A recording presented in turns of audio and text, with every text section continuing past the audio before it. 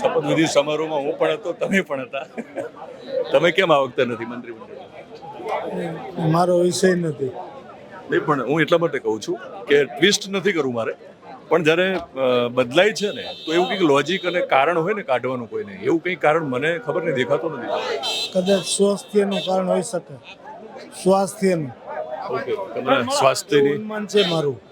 તમે કીધું હતું કે તમારું સ્વાસ્થ્ય સારું નથી. મારું સ્વાસ્થ્ય તો બરોબર છે, મને સંપૂર્ણ હું ફિટ લાગુ છું.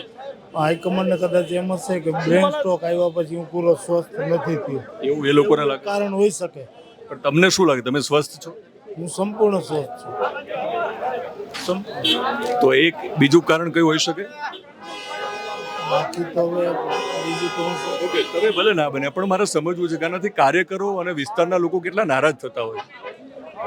લોકોની લાગણી હોઈ શકે વિસ્તારના, પણ આ તો આખા રાજ્યનો પ્રશ્ન છે. જ્યારે રાજ્યના મંત્રીમંડળનો સવાલ હોય ત્યારે રાજ્યની દ્રષ્ટિએ વિચાર થાય છે.